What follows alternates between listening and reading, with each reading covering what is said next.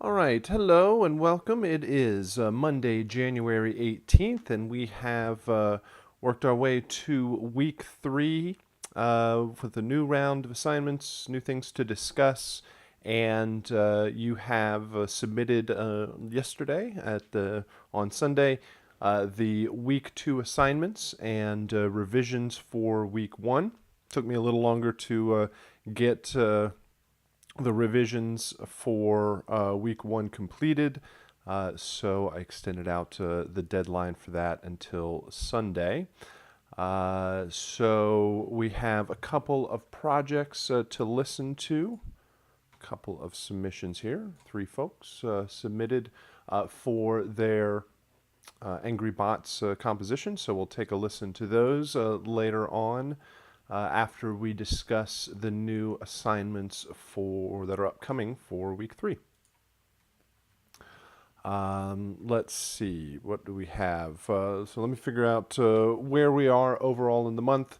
We've done our first round of revisions. One thing I do want to point out with the revision grades is that I will be grading the new week two material before I go back and complete out the week one revision grades. To keep everything on schedule, I will go ahead and grade all of the new week two assignments so that I can get those back to you for a round of revisions to keep everything on schedule. And while you are doing your week two revisions, I'll go back and grade week one revision assignments so that, that'll keep everything flowing through the rest of the month. So every once in a while it throws people off that they'll start seeing new week two grades before all of the week one revisions are completed.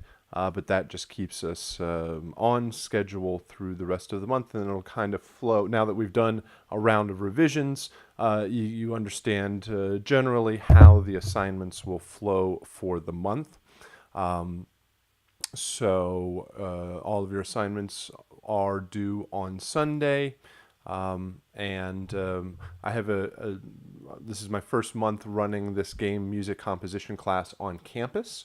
And we've launched this month on campus, and so figuring out when grading is going to happen between teaching online and teaching on campus, I might have to extend that revision date out to Sunday again. Just depends on how everything gets graded through the week.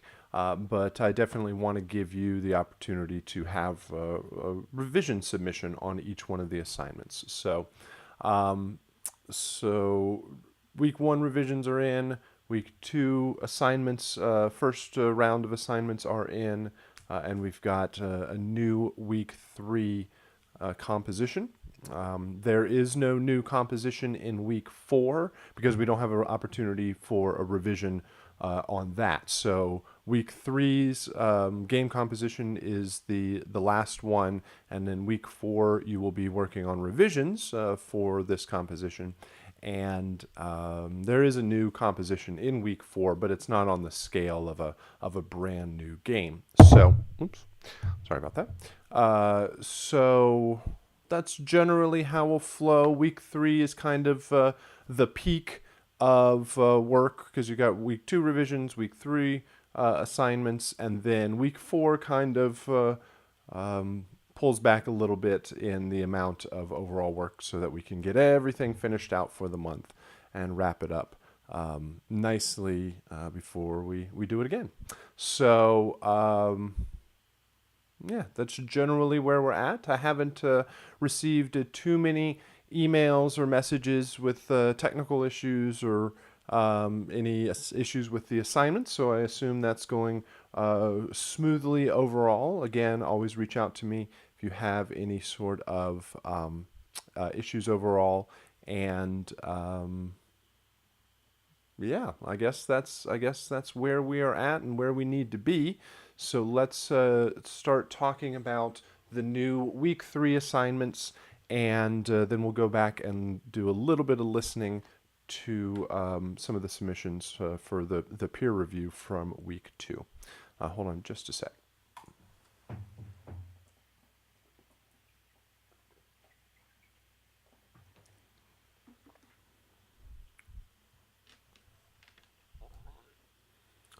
All right. So, new assignments this week. We have a new a game to work on, a new production technique, and technical assignment, all working together for our new week. And like each project, the final result for the submission that you will be providing for this game is going to be a series of WAV files, also a screenshot of your DAW session. But how the music is built and how it works in the game is going to be unique again, and has a different approach overall. We will be talking about, let's see, yeah, that's the topics on Thursday. We'll be discussing the ideas of horizontal resequencing and vertical layering. And those are terminology given to how the music operates in the game. And of course, we'll discuss that in much more detail, but the games so far that you've worked on, 2D Platformer and Angry Bots, take a horizontal resequencing musical approach. And what that means is that think about a single stereo track in your DAW where you have regions on that track, regions on that track, and they are horizontally laid out, right? Let me do this. Where's my review session, right? And we'll just even look at one of these, right? Okay, I hid one. How about hiding two of them? And this is horizontally laying out your regions, right? There's only one track, and that means only one region is going to be playing at a time. And the game basically switches between the different regions as necessary. And so in 2D Platformer, the main focus for the music was the concept or idea of intros, main loops, and endings. And there were three variations of each one of those. One of the three intros was randomly chosen. The three main loops were randomly kind of revolve around or switched between and played. And then when your character lost a life at that point, then one of the three ending cues will play. And in our game for Angry Bots, the focus was the concept of ambient and action. So the music is switching back and forth between these two game states. And we'll talk further about what game states are. But they are basically what is happening at the game at any one time. Are you safe? Are you not in danger? And are you not currently fighting a robot in the game? Then you will be hearing the ambient music, and you are in the ambient game state. When you're battling one of the robots, then one of these three action cues will play, and it will loop around as long as it needs to until the battle is over, and then it will switch back to the ambient cue. But the point here with the concept or idea of horizontal resequencing is that they are not layered on top of each other. They are not playing at the same time. And the resequencing part of it is that the game just jumps around to whatever cue it needs to play at any time, and will be able to resequence the order of the music in any needed way.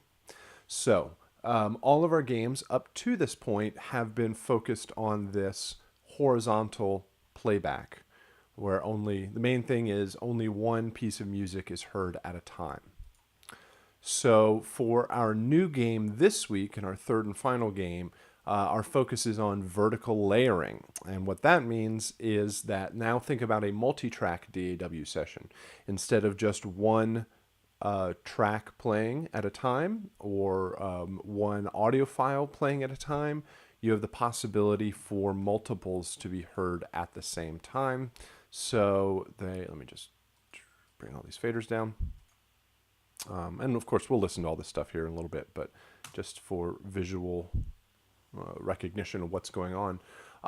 A vertical layered, what's the way of saying that? Vertically layered music system or a vertical layering music system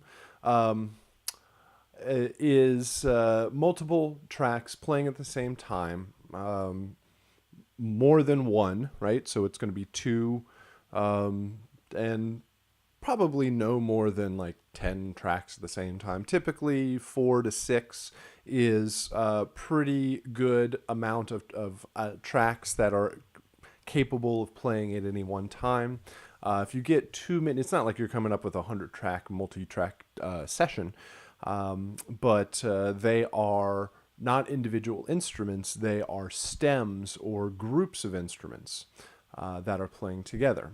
And we'll talk about how this works for our game this week and how the music is used. But this is generally the idea where all the main information here is that we're going to have 4 tracks. Those tracks are going, or 4 cues. Oh, the screen is frozen. Hold on a sec. That's really weird. Let me turn it off, turn it back on. That help? I wonder if that's just the broadcast or if that is, I hope it's not in the archive too. Yeah, maybe on your side. You might try disconnecting and reconnecting again. See if that does it. Yeah, because turning on and off the screen is about all I can do on my end. All right. So multiple tracks playing at the same time. The main focus here is that they all are the same length. These regions are going to be, they're either going to be 16 bars or 32 bars long, according to the project documentation or the assignment itself. They are all going to start at the same time. They're all going to end at the same time because they're going to be the same 16 or 32 bars. That means they're all going to loop together or loop at the same time. And this is how they all stay in sync. They are going to be at the same tempo. They are going to be at the same BPM, same thing, same time signature. So rhythmically, they're all going to sync and work together. And they're all going to be in the same key, and they're all going to follow a similar progression so that there is no dissonance between the notes. Nothing clashes, nothing is out of key, and they are all going to basically fit together like musical puzzle pieces that can play in any sort of combination that is necessary. So when the game starts, all 4 of these cues are at 0 or negative infinity. All right, so they're all down, so they're muted, we can't hear anything. And then whenever any sort of action in the game happens, that particular piece of music will rise as needed. That allows combinations, so you can have at any point 1 or 2 or 3 or all 4 of the pieces of music playing. They can be in any combination. And this is all chosen by the player. So this is a very common approach in games when you have less of an idea of what is going to happen or in what order the player is going to choose to do anything. And so you have multiple pieces of music that are constantly playing in the background. They're just muted, and when any particular action happens, that corresponding piece of music comes in, fades in, and it plays in sync with everything else because they were all always playing together. So let's put this in the context of the game itself. Hold on a sec. Let me bring up the game, which would be right here. Now, the game is called Palace of Arinthalion. Let's stop this. It is available on the Unity game store. And it's not really a game so much in that it is an environment where it's just a level, a game level that somebody created. And I think it is called, what are they called? That's not Garage Games. I'll have to look it up on the Unity store. But it is a free asset, and it's this really cool looking kind of Viking palace that there is no game, there is no story. It's just an environment for us to showcase our music. And most importantly, there is no music, and that is your job. We are going to add music and have it work in a particular way for our game. So, the way the music is set up in this game is that you have 4 doorways here, getting in and out of this palace.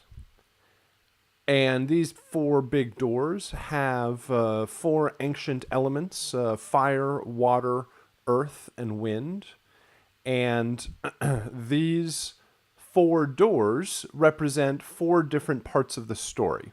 So generally what the main idea here is that the character could walk out any one of these doors and it would be 4 different paths into 4 different parts of the story. And so we are going to have music that that fits the overall theme of that particular area of the game. So we have 4 pieces of music that are needed, and 4 layers that the player can turn on and off and hear at any point.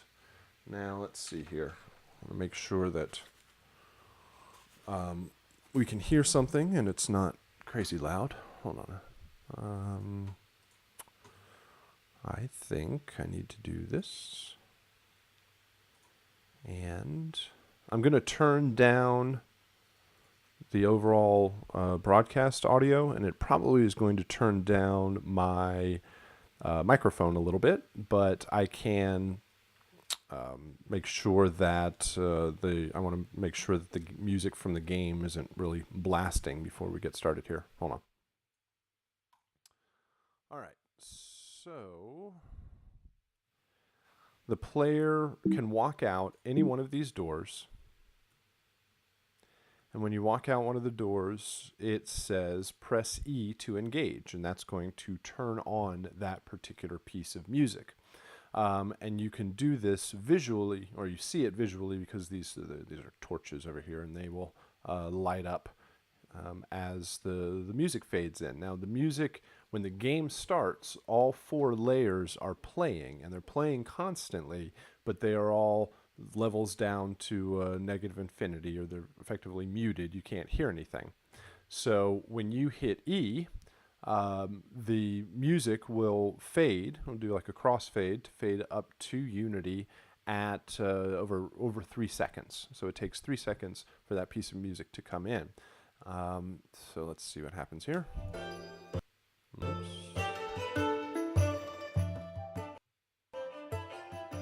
All right. So hopefully, let me turn that up just a little bit. I think we'll be okay. There we go. All right. So I hit E again. Oops. I go back to the game. And I hit E, and the torches go out. They go away. Music fades down over 3 seconds. I hit E again. Music fades in. Now the challenge here is that the player can walk out any one of these doors and turn on the music in any sort of order. This is the wind cue.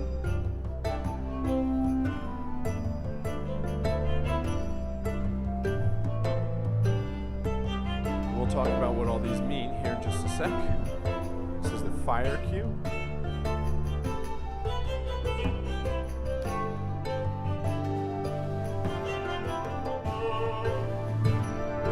You can hear with each one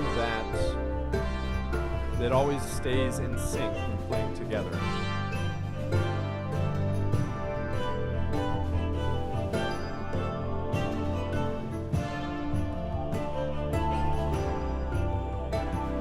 And then at any point, the player can turn them off.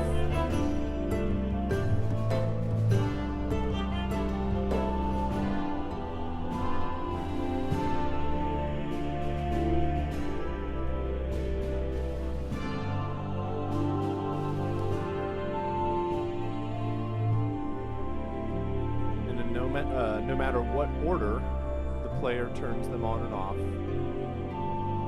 it always stays in sync, and it always makes sense.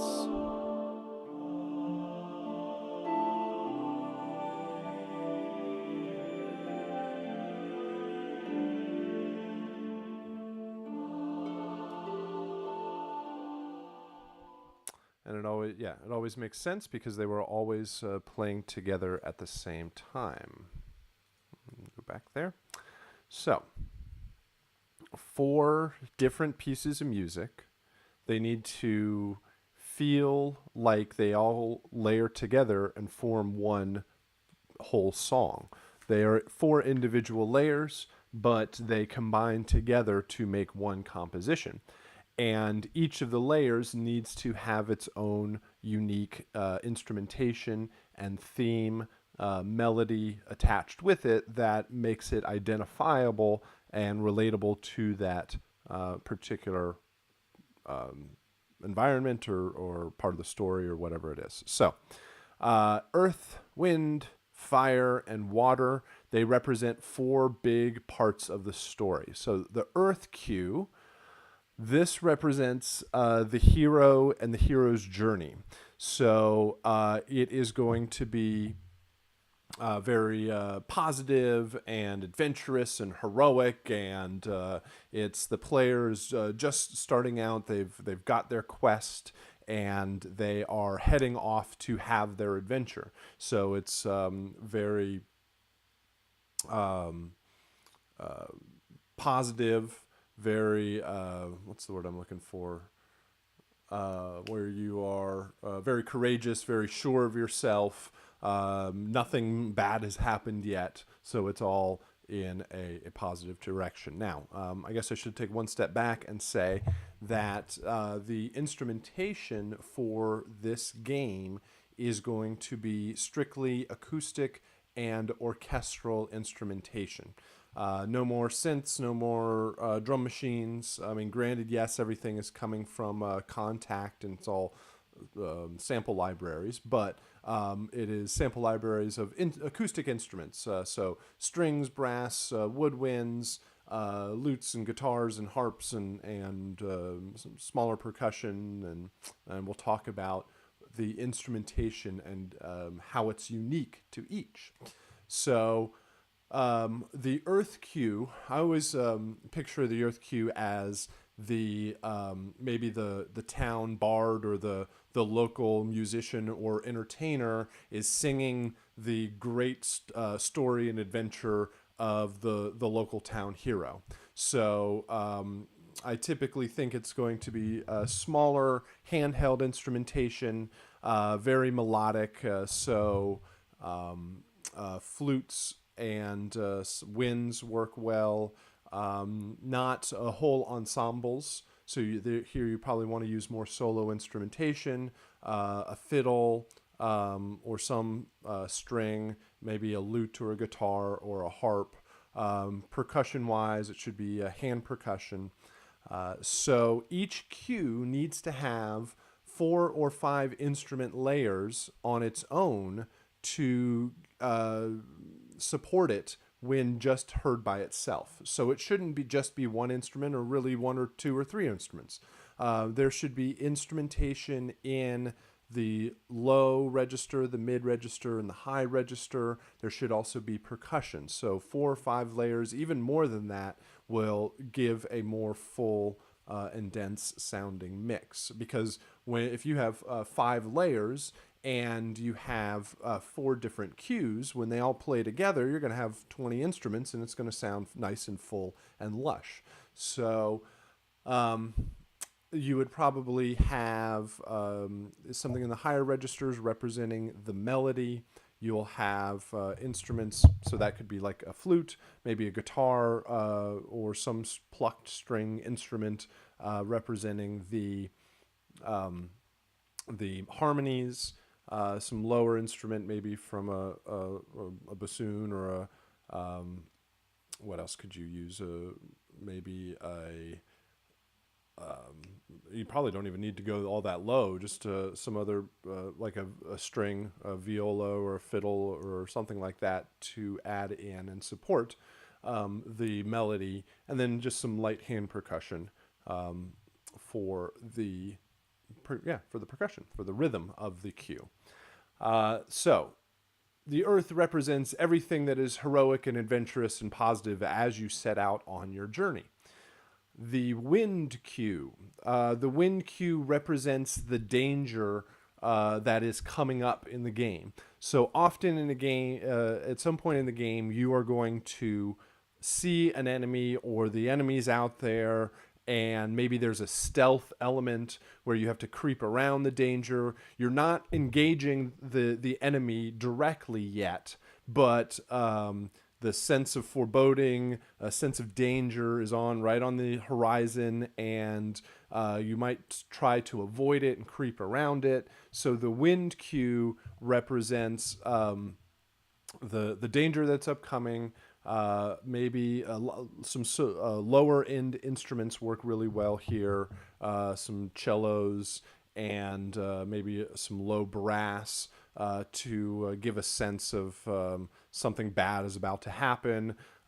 Maybe some lighter elements in the higher registers representing stealth as the player tries to creep around. So this is not the battle yet. You haven't engaged the enemy, but it is the music stepping up to that point, right? So the cues, each one of them individually need to make sense, but they all also need to make sense when played together. So the wind cue is going to have to be in the same key and the same progression that follows with the earth cue. The fire cue, this represents the battle itself, right? At some point in all games, there is the struggle with the particular enemy, whether it's maybe it's a dragon, or whether it's goblins, or it's a wizard or something like that in this sort of fantasy type of game.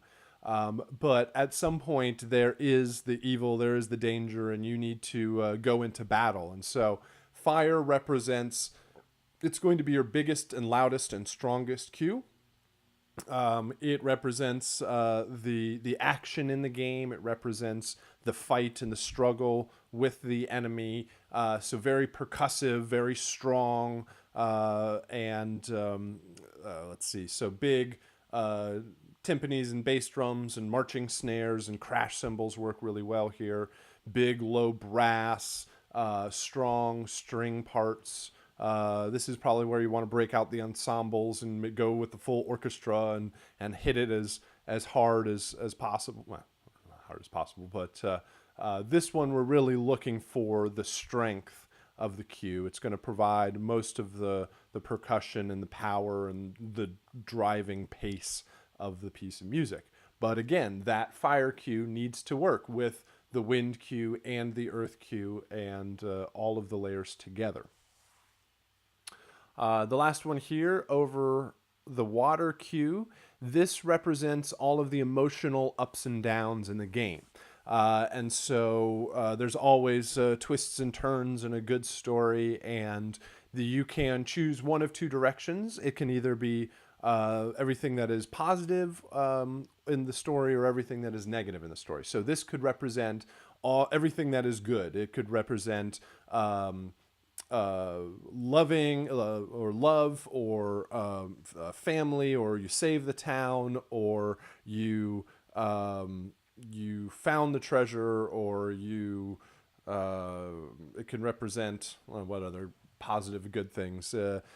Everything that is happy and uplifting and strongly positive emotionally. So much more uplifting, happy, and trying to pull out all the adjectives in my thesaurus in my brain that I can, with where it is representing the winning in the game, success in the game, anything that is down the path of all that is well and good. Or you could go with the other side. That is all that is negative. It can represent death or loss or longing or losing or pain or suffering or whatever it is. This is the emotional twists and turns in the story, and so this is going to be basically here you're trying to tug at the heartstrings of the player, whether a good direction or a bad direction, whether it's major or you go to the relative minor or whatever it is. You can pull these sort of emotional fields out of the player overall. So emotional aspects, or emotional instrumentation. Strings work very, very well here. Harps, pianos, harpsichord can work. This one's going to be less percussive overall, but it could have maybe some cymbal swells in it, some timpani rolls, those sorts of things to express that emotional quality for this part of the game. All right, and so we have 4 different areas: earth, wind, fire, and water. They have their own emotional qualities, their own thematic qualities to them that you need to match. And so the challenge here, if we look at this, is how do we get 4 different ideas, 4 different emotional qualities, 4 different thematic approaches to all fit together and play and work at the same time. They all need to be in the same key. They all need to follow a similar progression. They all need to be rhythmically harmonious. They are going to sonically, melodically, rhythmically, harmonically, mix, levels, everything needs to make sense, because the player at any point has the opportunity of turning them all on at the same time, and they need to make sense when played together. They are not 4 different songs. They are 4 different parts of one whole composition. So the best way of approaching this type of composition is what is known as a top-down approach, and to be compared against a bottom-up approach, where actually a lot of people, when they make music, a bottom-up approach is a pretty typical thing, right? And that's the idea of you write line by line, building the song one track at a time. So you say, okay, I'm going to write a kick snare pattern, and then I'm going to add a hi-hat, then I'm going to add a bass line, then I'm going to add some chords for my harmony, then I'm going to add this melodic instrument, and you're basically adding instrument by instrument, building the song up from the bottom. Well, when you need to have a composition that has multiple parts that need to fit together and play together at the same time, a top-down approach can be a good way of going about this. And what that means is, don't think about it as individual instruments. Don't go instrument line by instrument line building the song up.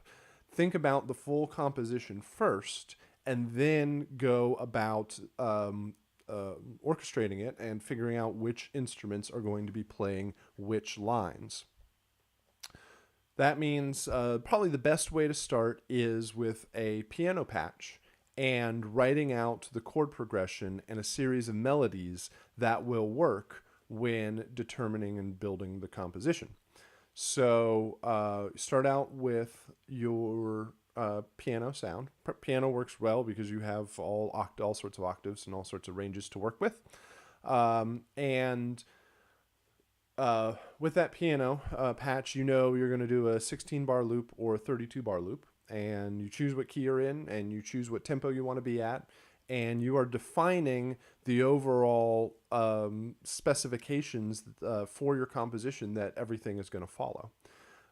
Then in that 16 bars or 32 bars, you create your progression. You create your chord progression, and you say, okay, I'm going to have these 8 or 12 or 16 or 32 chords or however many you need for this particular progression to build out the foundation of your composition. As you are writing that chord progression, you are determining you have 3 voice or 4 voice chords that you can use for all of your different instruments.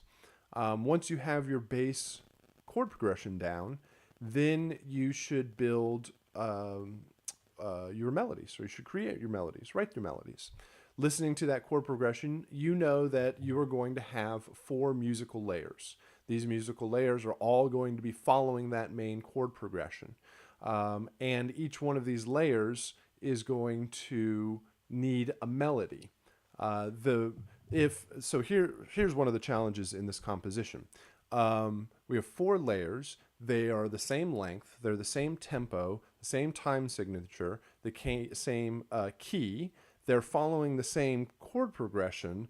So how do we make them sound unique and different? Like, what if there's all this stuff that needs to be the same about them? How do we create the differences? Like, how do we make them sound different enough from each other? And the way that is done is through your choice of instrumentation, your melodic lead, and your voicing of the chords. With your chord progression, you have 3 voice, 4 voice chords. And not every cue, not every layer needs to play all 4 of those voices in the exact same inversion every single time, right? Or else they would start sounding very much the same. But with 3 or 4 voice chords and a combination of inversions and unison and octaves, you can start building out different combinations that work for earth, wind, fire, and water cue. So yes, they are all following the same overall fundamental progression, but they are using different notes of the chord to create their different lines. And by the time you hit all 4 of them, now you're hearing all 4 voices of every single chord that you might not have heard in the any separate individual version. So write your chord progression first. Then you know each cue is going to need its own melodic lead. So you write 4 melodies that work over that chord progression. Those melodies are going to be played together, and there is a chance, and if all 4 of them are playing, it can sound a bit cluttered overall, and you might need to work and kind of rework your melodies against it. You don't want to put every melody playing on the 8th notes, or you will have a jumble of so much stuff playing at the same time. So different rhythmic subdivisions at different parts and different melodies work out well to build lines that end up being like a counterpoint against each other when they are layered together. So we talked about the different instrumentation of the earth cue, this being everything heroic and positive. Actually, let's take a listen to some of this stuff as we are talking. We got some demos here. I think one of these is from the game. or what we heard in the game. So the game starts out. All 4 of these are down. Let's make sure we can hear this. Like that.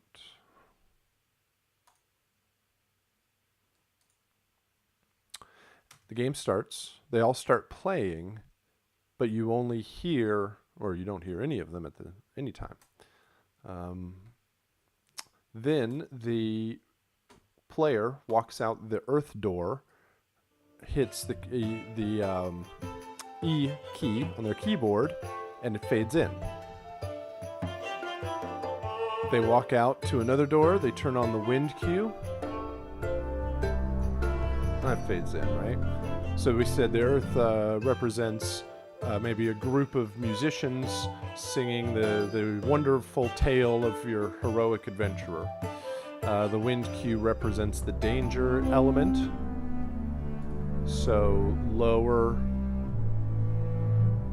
instruments in the lower registers, creating a sense of dread that's coming up, work well. They walk out the fire door, they hit the E on their keyboard. Fire cue represents the battle, the danger that's coming, or that the actual action, the struggle, the fighting with the enemy. And the water cue is the emotional aspect here. I went with a choir for this one. And then they hit the E key, and over 3 seconds, this one fades out. Let's try one more here. Here is the earth cue. I like this one. It's got a really strong, melodic, really kind of heroic brass line there.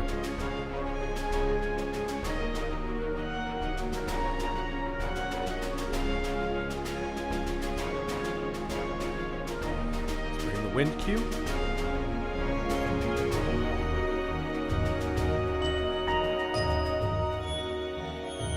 Lower elements with nice sprinkle of higher registered instruments on top. There's the fire cue. Big brass.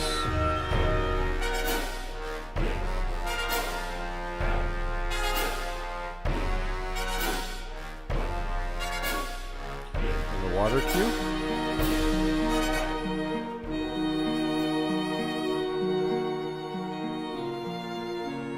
Lead string line there. Now, when mixing and bouncing everything, do recognize that the game is just going to bring the faders to unity. So the mix that mix it and bounce it so that when all 4 faders are at unity, that's the mix that you want, right? You have the control over the mix. The game really doesn't do anything except for fade to 0 and negative infinity and go back and forth. They all have to fit together. You should be able to kind of pay attention and hear the different elements as they work together. All right, so hopefully this gives you a good direction for the game. This top-down approach of starting with just a piano patch and then building the different layers and creating the full orchestration from that is going to probably be your best approach, because this is a composition that you can, what I call, you can musically paint yourself into a corner, which means that you only have so many notes in a particular key. You only have so many rhythmic subdivisions that you can go from whole notes, half notes, quarter notes, eighth notes, 16th notes, and you start running out of room and options and possibilities. So if you're building one line at a time, like, okay, I'm going to write a French horn line, and then I'm going to write the flute line on top of that. Then I'm going to write a cello line, and then I'm going to write a viola line. And as you go layer by layer, you have to make sure that each of those instrument layers work with all of your previous lines that you've written beforehand. And you have a very good chance of running out of options, running out of possibilities before you start clashing rhythmically and harmonically and melodically and causing all sorts of musical havoc. But if you start out with just a piano patch and write the notes first, the composition itself, and then worry about instrumentation and orchestration and mix and all of that stuff, second to that, that's going to really help this overall project and make all of these puzzle pieces fit together. So this is one of the more challenging musical approaches overall for our different types of games because they all have to work together. But if you think about it as one composition with 4 stems or 4 submixes, then you'll probably have a better musical approach. Let's see here. I think I probably talked about all of this stuff. Oh, there it is. Gear Tech Games. I need to give them props for creating the level. It is a Unity game. This Palace of Renthalion level is available for free on the Unity Asset Store. And again, it just gives us a really cool looking environment to showcase our music. Description of the 4 layers and how they're all going to work together. Each of the cues in Earth, Wind, and Fire and how the game plays and the different musical approaches for each one of the 4 cues. Screenshots of what the game looks like. Reference tracks from great music from these types of games. Pardon me. Suggested instrumentation, again, keep it to orchestral acoustic instrumentation. No synths, no drum machines. I'll chop off lots of points for all of that stuff and make sure you keep it within the requested range there. Yeah, screenshots of each one of the cues, description of those. Yeah, I think I said most of that stuff. So that should give you a solid direction to head with our game composition this week. It's definitely a fun one and a cool musical approach and a different way of thinking overall. Our technical assignment this week is going to be the sound design for Angry Bots. So just like last week you did the sound design for 2D platformer, now we have sound design for Angry Bots, which is a lot of fun because it's robots and explosions and all sorts of interesting techie kind of sounds. So it is. Let me bring up the asset list here so we can see what we're doing. Where is that? I think it's here. And what about this?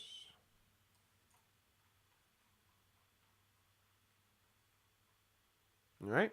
So I suggest that go on weststarmusic.com. Is it weststarmusic.com? Yes. And use that as a source for sounds. There's also freesound.org, which has got a lot of really good resources. Actually, freesound.org has a lot of very, very bad sounds on it because it's all free and it's public, it's community driven, and who knows what kind of quality. But there's just so much stuff on there. You can find a lot of very good sources also. So, screenshots and indication of what each of the different sounds are. But I'm going to scroll down here to the asset list. And there's 22 sounds here, so there's a good amount of sounds to create. But they look for groups of things. Look for different categories of stuff that you can work together. Like there's a lot of explosions in here. There is a destroyed explosion for each one of the robots when it gets destroyed. So you got a buzzer bot. Oh, come on, highlight. There's a buzzer. Jeez. Come on. Adobe, what are you doing? Stop with your selection. There is a buzzer bot explosion. There is a spider bot explosion. There is a spider bot self-destruct. There is a patrol mech missile explosion, patrol mech explosion. So there's just a lot of explosions, right? So you can go off and just search out some cool explosions and different combinations together and create your own versions. There is also a lot of doors in this one. There is airlock door open, airlock door close, interior door open, interior door close, locked door opening. You might be able to get away with the closes just being a reverse of the open. Sometimes that works. Sometimes you need to make, it's kind of cool to add some extra embellishments on either one of them, but those are good sources for that. What else? There's a couple of interiors. Rain sounds. Let me do this. Let me bring up the sounds themselves.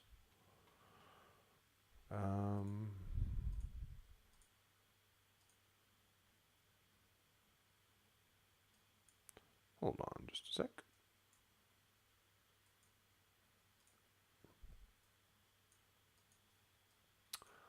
Let's do this.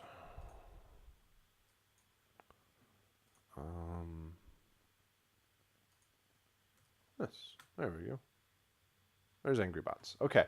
Remember, you should always be testing out all of your sounds. And the original sounds that you hear in the game, you can access them and reference them to use them and check them out. So you right-click on the application and you do Show Package Contents. And in Show Package Contents, there's a nice folder called Contents. And inside of Contents, you're going to find Data. And inside of Data, you are going to find Streaming Assets. And inside of Streaming Assets, you will find two very familiar folders, Music and Sound Effects. So you're going to put all of your music here.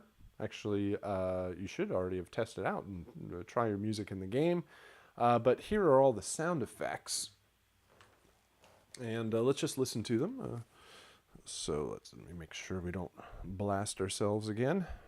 Turn this down a little bit. Okay. Airlock doors. All right, there's close. I think this is the reverse for open. Exterior rain sounds. So you find a nice long rain loop there. Interior hum. So this is kind of like room tone.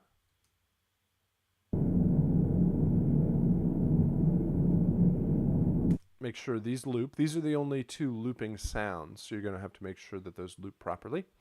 And then some of the explosions. Buzzer bot explosion.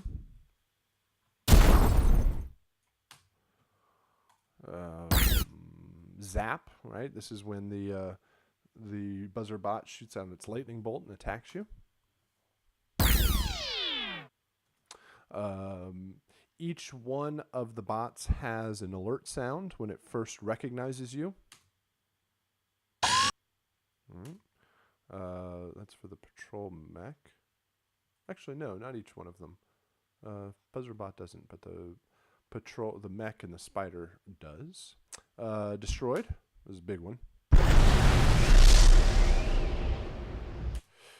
Footsteps 1 and 2. All right. Missile explosion. All right, when it shoots at you. Here's when it actually shoots the missile. This is when the spider bots recognize you. Alert sound. Destroyed sound. Proximity. That's just one beep. And you definitely need to do that. Just make one quick beep because it triggers it over and over and over again as it gets closer. As it gets closer and closer to you, it speeds up the beep. So it needs to be really, really short. Self-destruct. And then doors. Door close. Door open. locked door opening. When the player gets shot or hit. When you shoot your weapon in the game, you should probably follow the timing of that shot as close as you can, because I think the animations of the weapon firing are timed, or these are timed to the shots. And terminal hacked, right? There's a computer. If you stand next to it, you hack the computer, and it opens up the door. So this can be an electronic sound. I've heard some cool where people use their own voice and make them sound like robotic, and say terminal hacked or door opening or something like that. So again, take these sounds, put them into your session, and use them as reference. Don't use the sounds. These sounds should not end up in your final bounce, but definitely use those as a reference as you're building your own versions. So lots of fun here, lots of cool sounds. Nothing wrong with robots and explosions to make for some cool sound design material. And our last assignment here, your production technique is creating an orchestral template that is going to be helpful in building your composition for this month, or for this week. So I would actually suggest that you do the production technique first before you do the game composition, because it's going to create a session that you can use, that you can get quick access to all of your instruments. So one thing that I noticed when we started doing the orchestral assignment, when we started to do the Palace of Orinthalion, oh, that was weird, and people were using orchestral instrumentation, the main thing that was lacking in quality compositions was quality instrument sounds. Like basically, the Contact orchestral library has stronger sounds, orchestral instrument sounds, than the XS24 does. And you might have your own instrument libraries beyond the Contact library, and that's perfectly suitable to use. But of course, for this assignment, we recognize that Contact and the Contact orchestral library is your main tool for this kind of composition. So we found that number one, that people weren't using the best sounding instruments, and number two, that they weren't using proper articulations. And articulation is how the instrument is played by the player, by the musician. So the two main articulations that are very, very useful are staccato and sustain. And staccato is a quick, fast attack note, and the sustain is a slower attack, longer sustained note. Building this orchestral template will give you access to lots of high quality instrumentation, and then get access to using different articulations very, very quickly. So a template session is a very, very handy thing to use to make you more efficient in starting and working on a composition.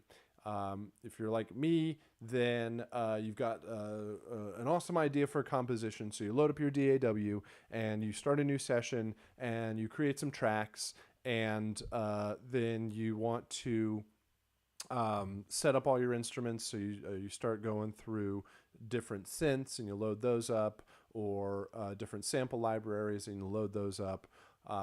You build the tracks, you name the tracks, you add the plugins. Maybe you need some compressor and EQ and delay and distortion and cool sounds for your synths. So you add in some plugins. You need some reverb, so you add an aux send, and you build all of your sends and your returns. And maybe you group some things together. So you create some groups and you route some tracks together into a master track so you can affect everything together. And you just start building more and more tracks. You have to name all those tracks. You have to organize those tracks. You have to route those tracks. And then you want to record an instrument, so you have to set up your audio interface and you add audio tracks and you set your inputs and your outputs so that you can monitor everything. And basically what I'm getting at here is it can be easily 5 or 10 or 15 or 20 minutes before you're actually writing the first note, because you're setting up the session and you're going through presets and you're listening for sounds.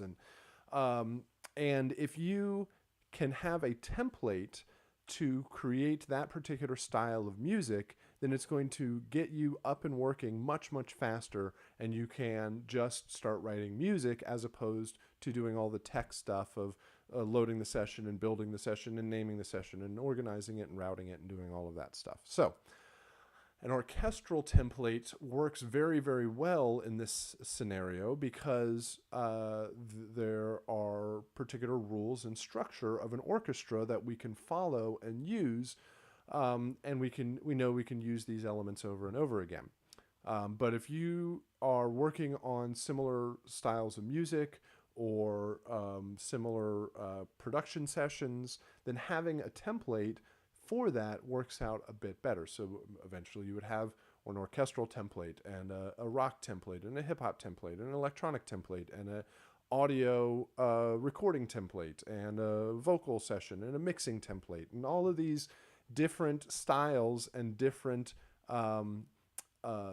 setups to make your life a whole lot easier. Some of that stuff, like every single time you sit down to write a pop song, it might be different instrumentation. So some of that stuff you have to set on certain predetermined tracks, but that's why it works out with an orchestra so well, is because we know there are certain instruments that we're going to use all the time.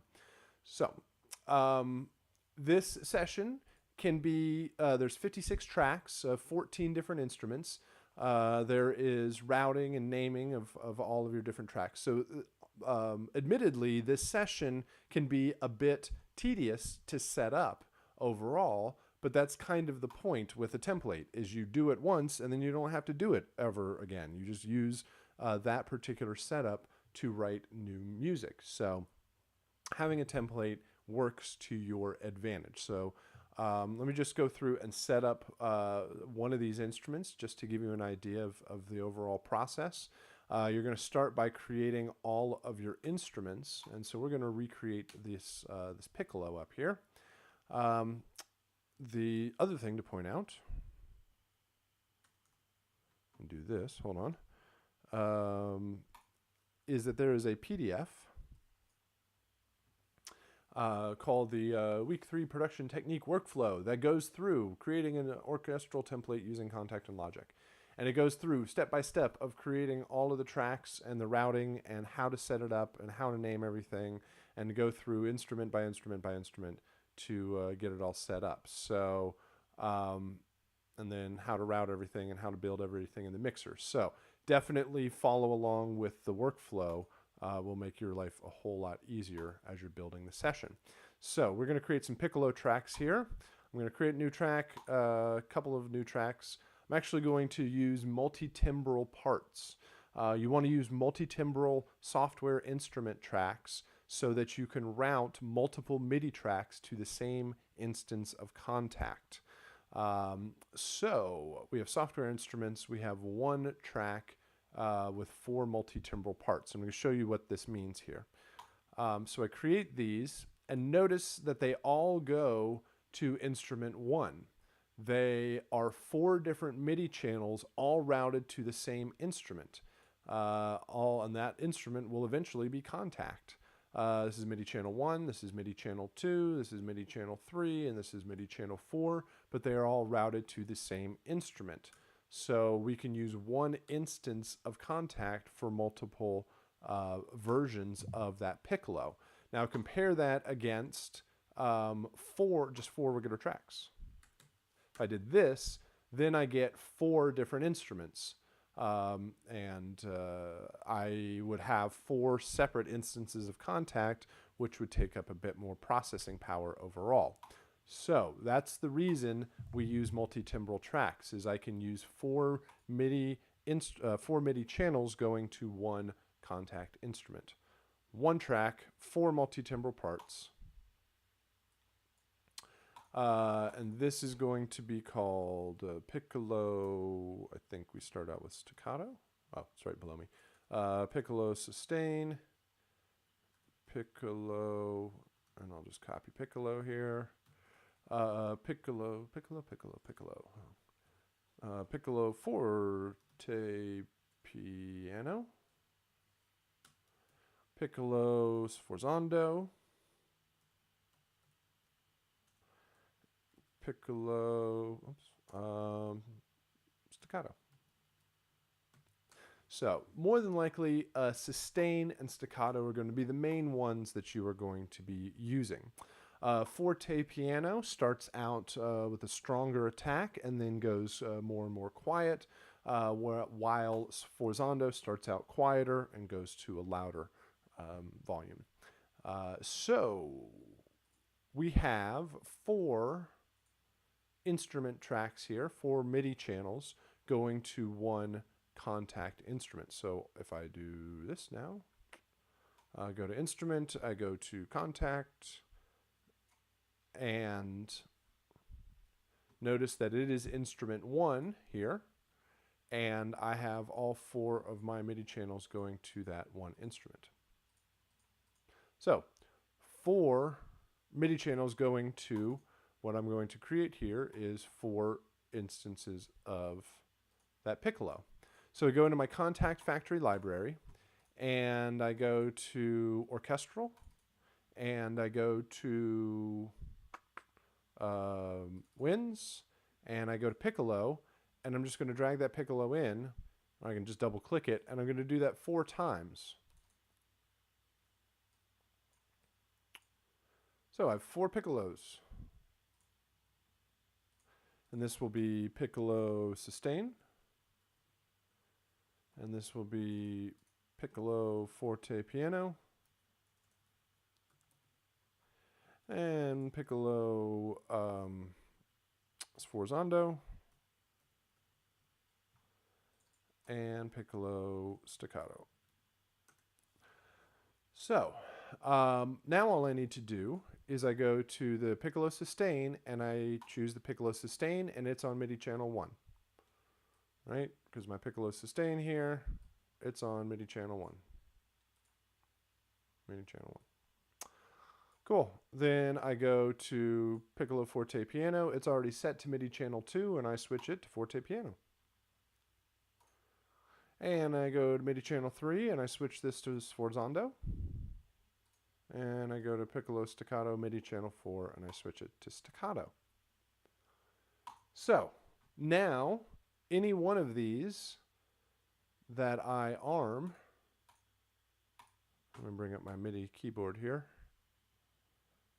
No, not that one. This one. This one. I go to any one of these, and it'll play. Sorry if that's really loud. Right? And then I just arm the next one, and I have forte piano. And I arm staccato, and I have staccato. Okay, so quick and easy setup here. Now, there's a couple of questions that often pop up at this point. One of them is, hey, you're using 4 instances of piccolos. Aren't I taking up 4 times the amount of RAM by loading up the piccolo 4 times over?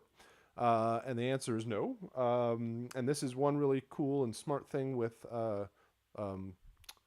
Contact, is that notice here that I'm at 17 megabytes of RAM used, right? And as I delete these, I'm not going to rename them.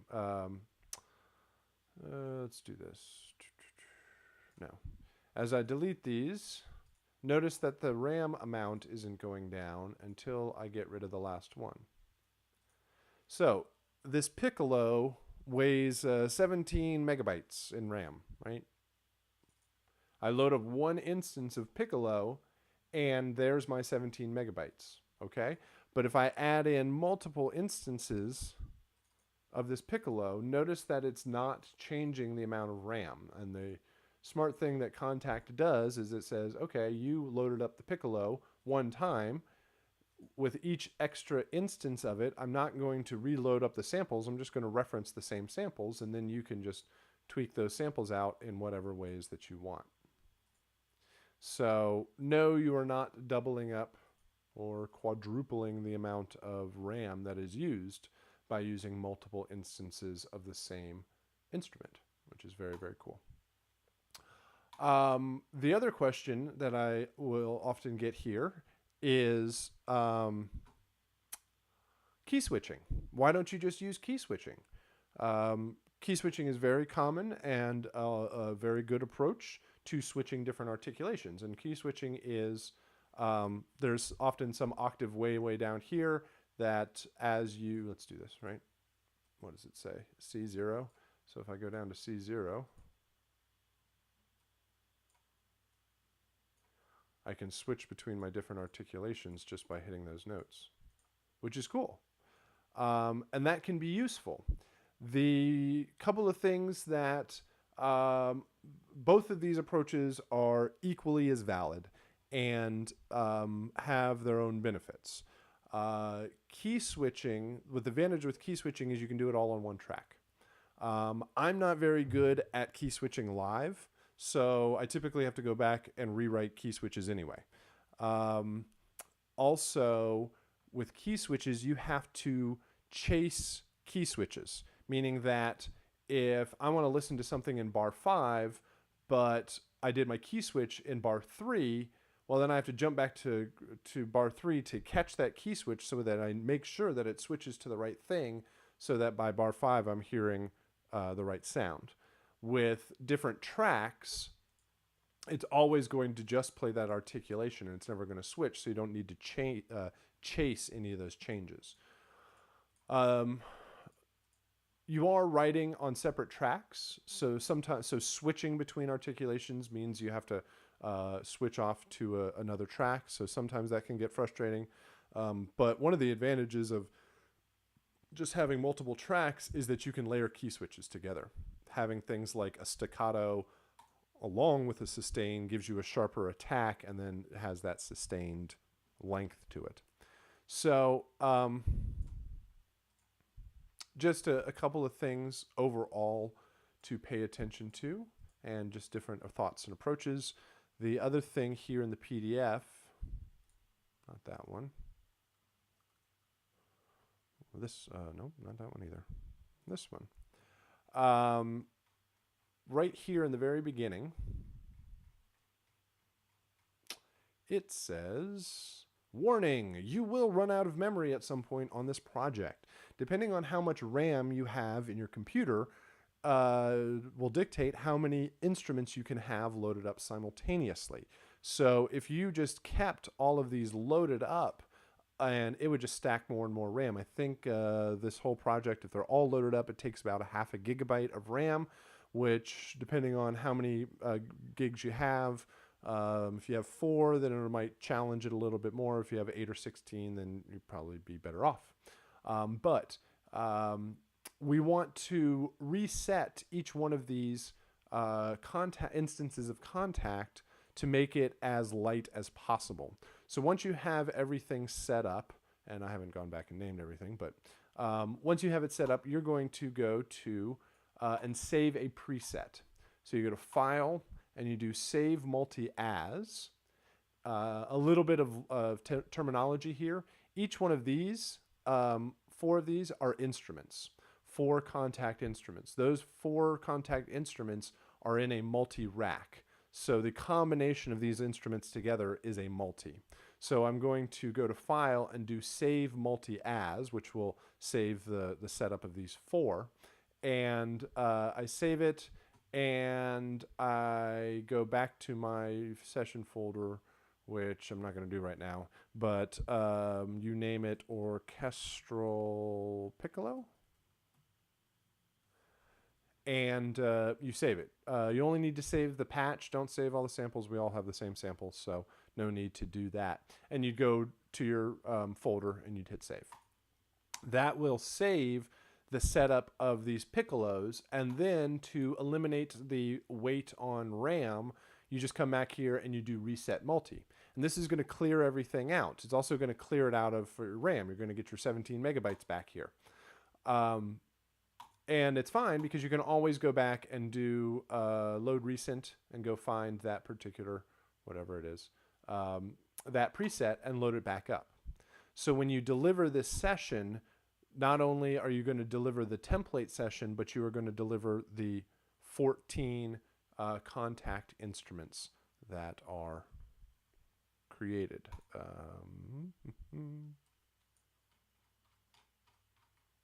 Oh, no picture.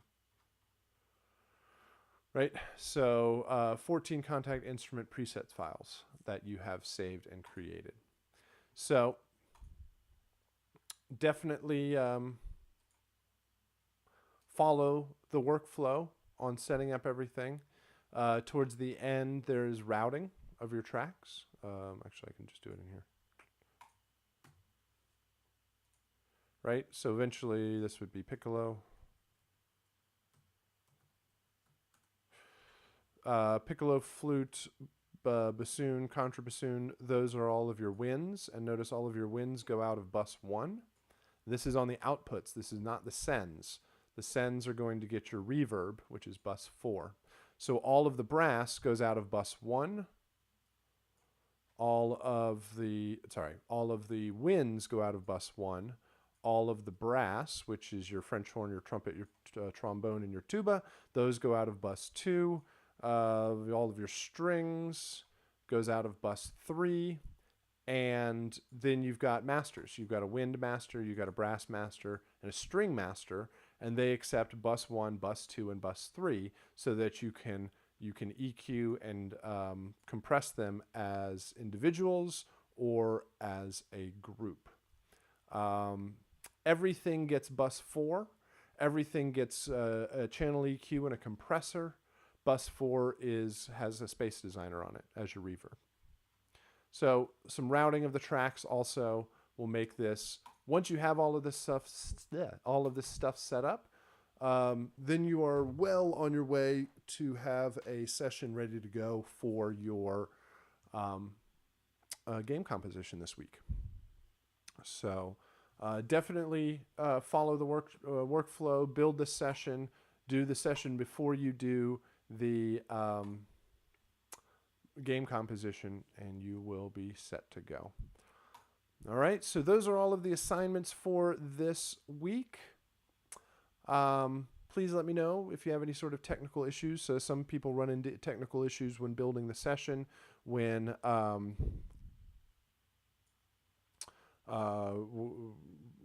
something with contact or maybe with the game or whatever it is. So download all the assignments, check them all out, and work with them and do that sooner in the week so we can discuss any and work around any sort of technical issues.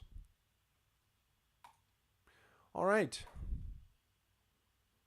So let's go back and do a bit of review for the Angry Bots composition. And Joshua, since you're here, I'm going to throw yours up there to the top so that we start there.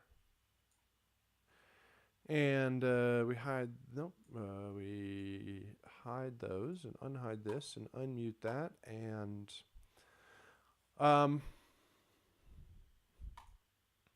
so a couple of things overall that we're paying attention to with the Angry Bots composition.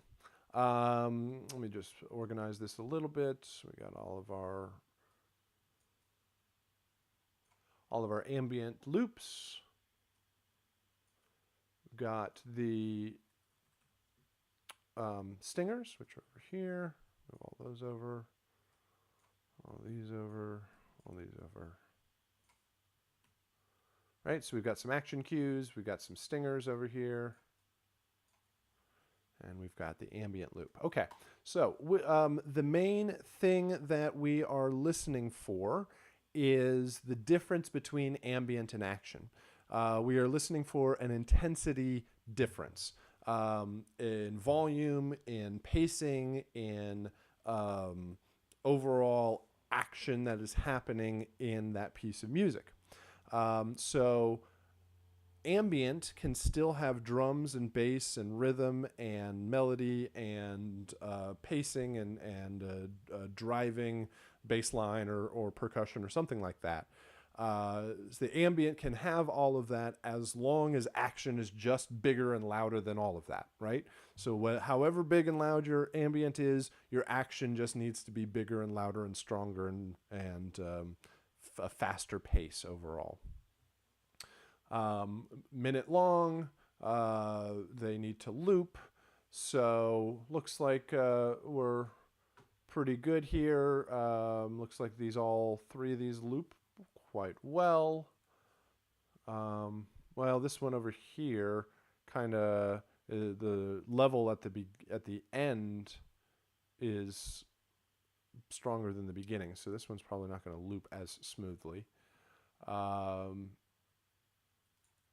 Joshua, yours works well because it looks like it is a series of like hits and then they fade out, or a sound and then it fades. So that would work well for the loop. Okay, and those all look fine. The action ones look good. Maybe there's something we'll have to listen at the end of the spider cue. Maybe that's a turnaround or something. Just that little bump there in level makes me question it. These down here, these all look like kind of 2x4s, right? Meaning that they're just they're probably compressors and limiters right on the master output, and so they just kind of block off and stop everything at a certain level, and they're hitting that compressor pretty solidly. Now it works better in electronic music and for loudness, and this looks a little bit better overall. You still have some dynamics, you still have some peaks and valleys. So, but of course that's all visual, and listening is the real test. And the stingers, these all look good. These stingers look a little bit low overall in volume, so that how they are heard against the action, we'll have to pay attention. But they do fade out to silence. These look good. They're hit strong and then fade out to silence. These get cut off at the end. We got to watch out for that. They need to reach silence before they end. And they don't look very strong. Like this one looks like it fades in a little bit over here, and this one kind of has a downward slope. This one's pretty even all the way across. So you want high impact and fade out quickly in these stingers. All right. So again, that's all talk until we listen to something. So let's take a listen here. Let me do this. We'll hide these other ones and start with our ambient cue.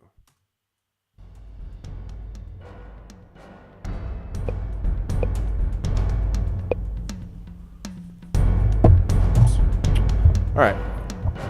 Still hear me, right? You still hear me, hear the music and all that? Is that working? Cool. Okay. I like it better here than just the start, right? I like the power in it. I like the instrumentation. It does get a little bit sparse in between in the gaps, but it's being a little picky. I like it when it starts here. And you might even start it there from the beginning as opposed to having those couple of first hits. Probably just because the strings work well. Sounds really epic. And maybe just some instrument that sustains through these drum hits.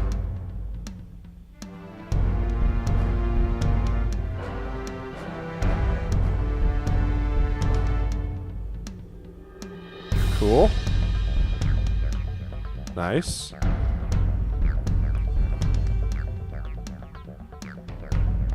Good change.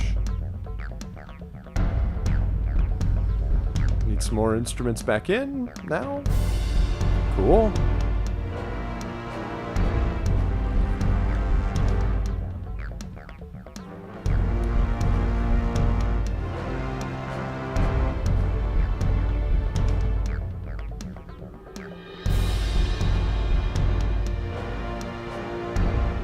Right, and the progression here is different than the progression that I heard in the first part, right? So you definitely don't want to just repeat the same phrase, which I don't think you have. You've definitely moved forward. Cool, you got rid of the arpeggiator before the loop. That's very good because that allows it to loop a little bit smoother. I was going to say that if that arpeggiator, that synth line rolled all the way through, it would make for like a very obvious indication of where you are. Meaning like I'm in the not arpeggiator part over here, and I am in the arpeggiator part here. But by removing it, you got it out of the way before it loops, and it allows it to kind of lose it a little bit more.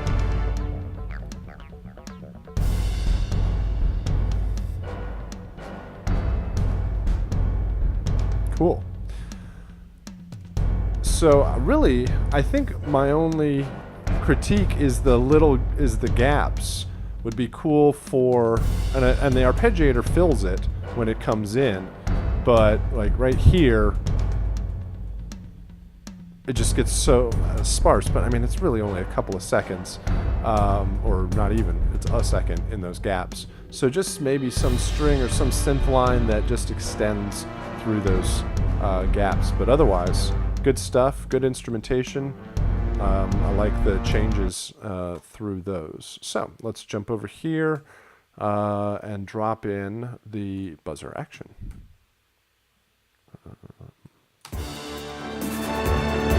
Cool.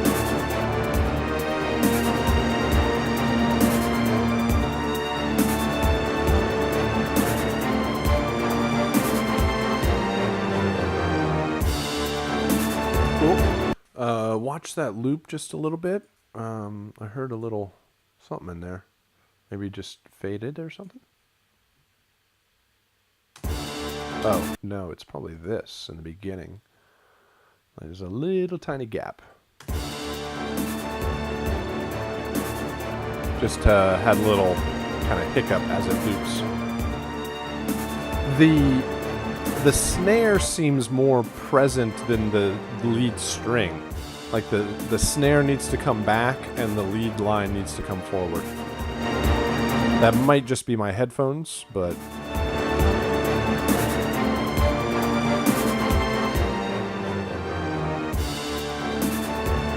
cool. Let's go to the mech. Let's try that again. Cool. Good change of pace.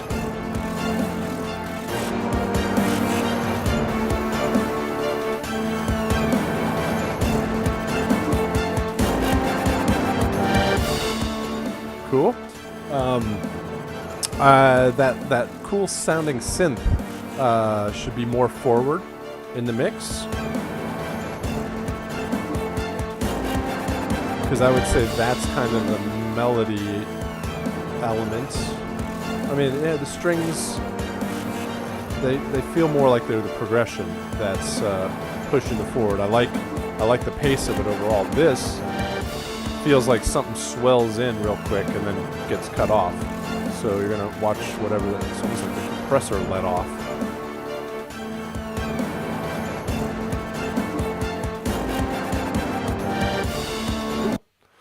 I like that dun dun dun dun dun dun feel at the end there. Provides some tension. And spider cue. Cool. Great power and instrumentation in each one of them. Is that me? Sorry. I think I hit the click. Nothing.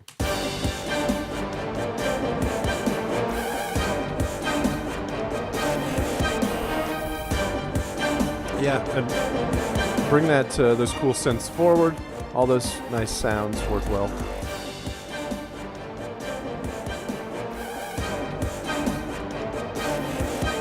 I really like the mix of strings and electronic synths. Cool. Good stuff. Each one of them has their own feel to it, their own pacing, their own instrumentation. I would just fix that little bit in the mech and bring some of the cool synths out a little forward here. Bring the snare back on that one. And then these being so loud and strong makes me a little worried about these because they look a little low. Let's see. Turn that off. Stingers. Cool. Cool.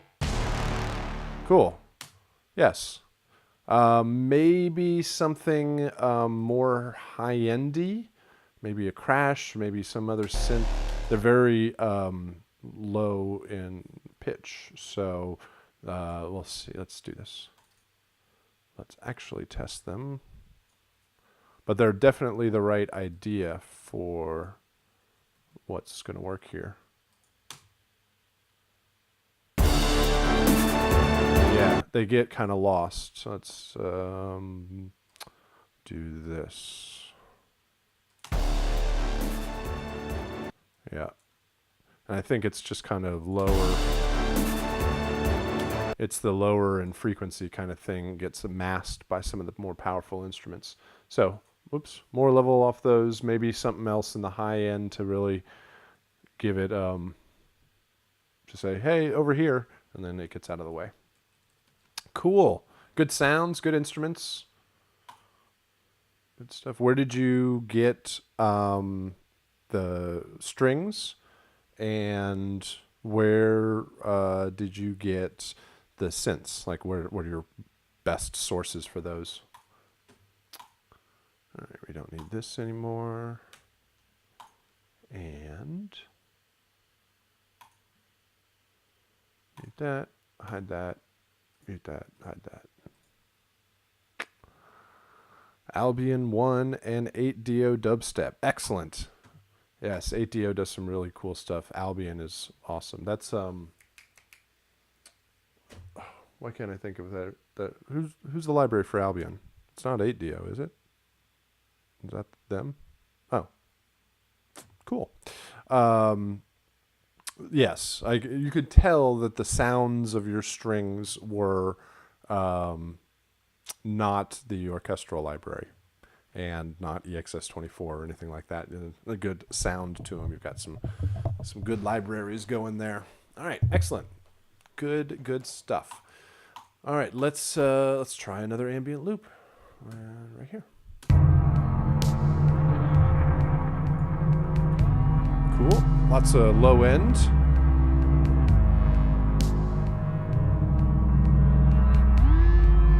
Some interesting synths happening.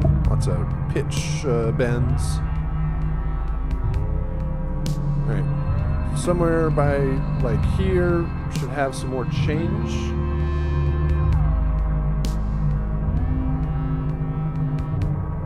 Yeah, so good start, good textures, good sounds.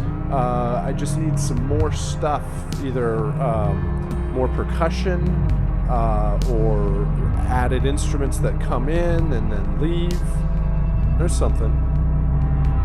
It's probably like most of it, there's so much taken up in the bottom end that it makes everything sound uniform.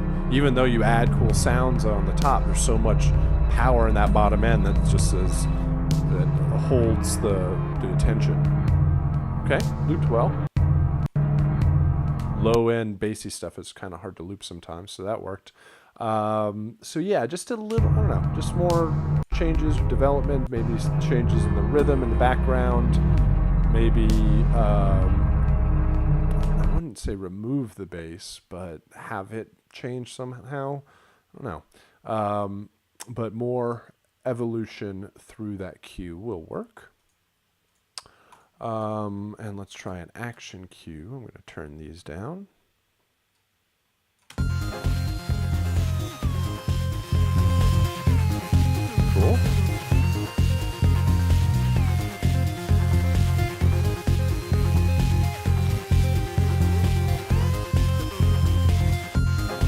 I would have the lead change more than just like I thought it was going to move a little bit more like it did in the beginning, but now it's just hitting on the whole notes and then the chord changes. So a little bit more movement there. There's a lot of kick and bass. There's snare in there. The snare's kind of buried a little bit. Okay. Feels, I don't know, like needs something on the eighth notes or something that has a bit of a more of a pulse through there. There's a lot of sustained low bass.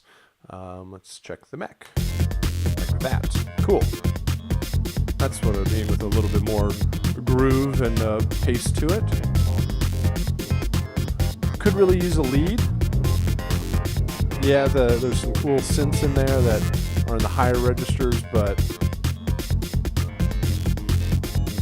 yeah, it could really use a lead line like the buzzer action had. Cool. Spider. It feels like it doesn't hit on the downbeat. Maybe that's like you have the arpeggiator, that works, but like the drums really feel buried. You need much more kick, snare, kick, snare. I like just this one probably because it's more defined, more it's like a sharper attack on everything. These feel a little bit more mushy with the bass and the drums. Cool, but they each have their own vibe. Some unique sounds with each one of those. Let's check out the stingers here. Cool. That works. Cool. Maybe like a kick. Something there to have a little bit more attack. Cool. I was just about to say that you should have some more kind of modulation stuff. And this one's good because there's that tick, tick, tick, tick that kind of fades out. These feel like they're more just like huge hits in reverb. I mean, which works very well. Just maybe a little bit of modulation. Just some, I don't know, tremolo or gate or didn't say vibrato, that would do pitch. Just to add a little bit of movement into those. Cool. All right. Little more change through the ambient cue. The mech cue works the best overall with a little bit sharper attacks and more defined groove. And solid stingers. Good stuff. Good stuff to listen to.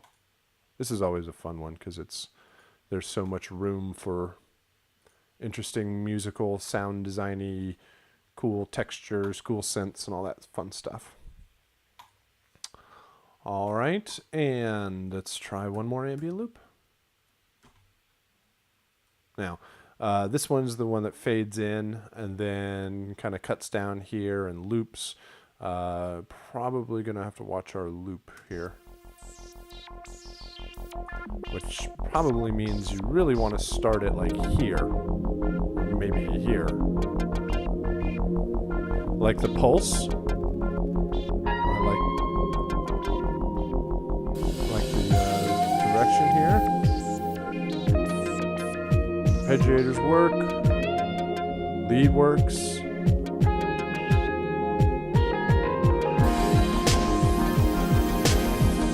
Drums are a little hot, but just the snare, really. Yeah, I would actually start here, right on that. Boom, right on that down.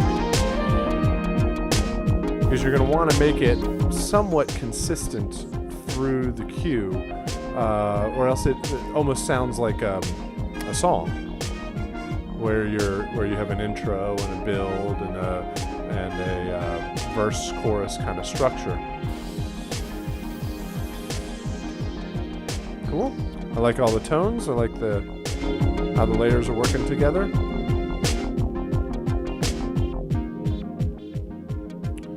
Yeah, and then again, you're going to want to, probably don't want to cut the snare. Now you're going to probably cut the kick and go back into all the synths, or just the pads. Now, let's see here. Yeah, and it just cuts off and loops. So definitely watch the loop. That's going to be the cause the most issue. Then second to that, your choices are either go with the kick snare and the whole rhythm instruments, rhythmic instruments, percussion. What am I trying to say? Go with all the drums all the way through the cue from beginning to end so that it loops smoothly, or go into effects at the beginning and the end and drop in the beat halfway through to give, or not halfway through, but a sizable wave through, so that you kind of give that up and down kind of curve to everything, so that it's synths, then percussion and drum beat drops in, plays all the way through, and then it fades back out to synths again in enough time for the loop. All right, so which is kind of generally the direction you're going, but you shouldn't fade in, and you shouldn't probably drop layer by layer, like synths, bass, kick drum, kick snare, and then full instrumentation. It should be mostly full instrumentation all the way through, and then dropping into these ambient sort of synths like here, and then looping through this part. That'll make an easier place to loop. And then when you come back in, like over here, drop this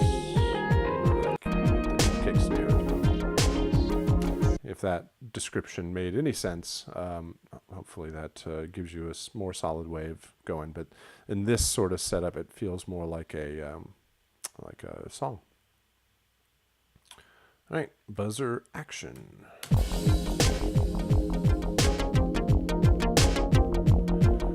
Probably need a different drum groove, maybe even double time for these action cues, or else they'll feel more like an extension of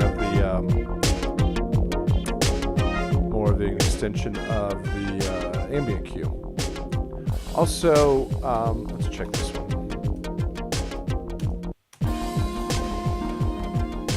Yeah, the snare on the 2 and 4 makes it a little too groovy. Like I want to hang out with the robots and play some video games rather than like, oh no, they're shooting rockets at me and they're chasing me down a hallway. So maybe a little kind of put that snare on top of the beat a little bit more, double up the pace of maybe the kick snare pattern would work. This arpeggio, on like a triplet arpeggio, kind of goes it goes all the way through the cue, so you probably want to change that up.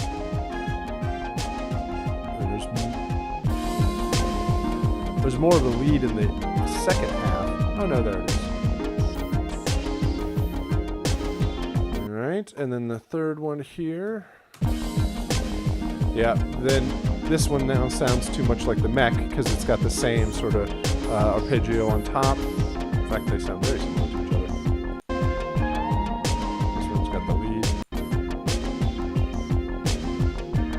Yeah, a little more separation between these. Probably go double time feel for some of the instrument layers. Focus on a different lead synth layer in each one of them to kind of provide its own musical voice. Just visually, this buzzer cue is, if everything's limited to this layer, to this level, then the buzzer cue is just slightly below that. So you're going to want to make those consistent. And if you're just going to limit everything, you can push it up some more.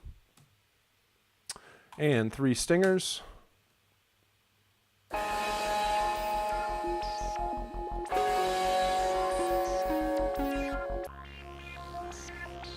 Okay. Each one of these needs a sharper impact on the front. And they're 2 rhythmic and 2 tonal, meaning that they have a good chance of clashing with the stinger cues. You're not guaranteed that it's going to be sample accurate as to when they're going to be playing at the same time. So more of a strong impact on the front, fade out to silence. Don't rely on the arpeggiator because that'll provide the rhythm. And the sustained synths are going to be too tonal and can cause issue. So watch out for those. All right. Good stuff overall. Gives us a lot of good points to talk about and things to point out. And everybody was definitely in the right direction overall. None of it is really like fundamentally changing anything. It's more of just tidying things up in the current composition. So nice work. And that will give us some things to work on for the revisions. So let's go ahead and wrap it up here. I think that's everything that we needed to hit on. So on Thursday, we are going to be talking more of how the music is actually built for the game. And in week 3 and week 4, we'll be headed to some more technical of the side of the conversation and how this is all done for games. So if you have any questions, I'll stick around for a few. But other than that, have a good evening, and I will see you again on Wednesday. Thanks.